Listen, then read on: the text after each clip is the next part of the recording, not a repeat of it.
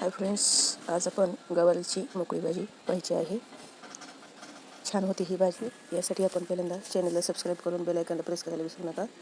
चला आपण भाजी पाहूया. त्यासाठी आपण हे लसणाच्या 4-5 पाकळ्या घेतलेल्या आहेत, शेंगदाण्याचे कूट आणि गवारची शेंग घेतलेली आहे, काळी चटणी आणि लाल चटणी आणि मीठ घेतलेले आहे.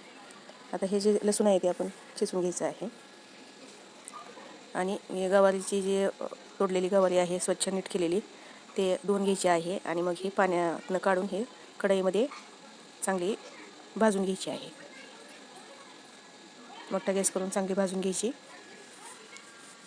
तर ही भाजलेली गवारीची शेंग आपण ताटामध्ये काढून त्याच्यामध्ये लगेच पाणी ओतायचं आहे, त्यामुळे त्याचा कलर चांगला होतो. तर कढईमध्ये आपण तेल ओतायचं आहे, 1 पळी तेल आणि त्याच्यामध्ये आपण मोहरी टाकायची. 1च पळी तेल ओतलेलं आहे. मोहरी टाकायची थोडी. तर तडतडली की लसणाच्या पाकळ्या चिचलेल्या टाकायच्या. गॅस लहान केलेला आहे.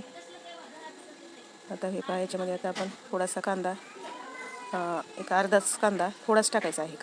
कांदा नाही टाकला तरी पण चालते. कांदा आता काळी चटणी, काळा मसाला, काळं तिखट टाकायचं आहे. त्याच्यानंतर लाल चटणी आपण घरी केलेली टाकलेली आहे. आता हे चांगलं तळल्यानंतर आपण त्याच्यामध्ये कढीपत्त्याची पानं टाकायची आहेत. चांगलं हलवून घ्यायचं आहे. हळद टाकायची. चांगलं मिक्स केलेलं आहे.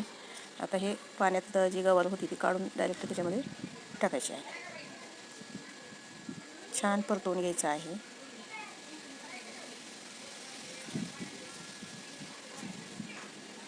आता पाणी जे याच्यात ओतायचं आहे ते आपण गरम करून घ्यायचं आहे. शेंगदाण्याचं कूट आपण जास्तच टाकायचं आहे, तरी पण 3 चमचे टाकलेले आहे. दाणेदार कूट आहे. याच्यामध्ये आपण 1 चमचा मीठ, चवीनुसार मीठ टाकायचं आहे. तर घरकुल मसाला थोडा टाकायचा आहे शेंगाच्या भाजीमध्ये. छान भाजी होते आणि तर गरम केलेलं पाणी ओतायचं आहे याच्यामध्ये. आणि आपल्याला ही मोकळी भाजी करायची आहे, त्यामुळे जास्त पाणी ओतायचं नाही. कढईला घट्ट बसणारं झाकण ठेवायचं आहे. 2च मिनिट ठेवायचं आहे वाफवण्यासाठी, शिजण्यासाठी. आणि त्यातलं पूर्ण पाणी आपण आटू द्यायचं आहे. जर आपण थोडंसं पाणी ठेवलं तरी पण चांगली होते.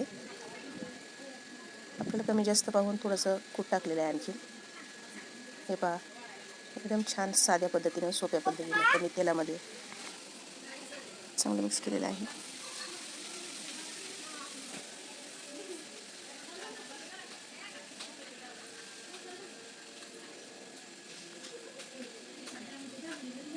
ते पहा, आपण तोडून बघितले. चांगली शेंग शिजलेली आहे.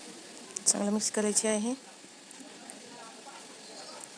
चांगली तिखट झालेली आहे ही आपली भाजी तयार झालेली आहे.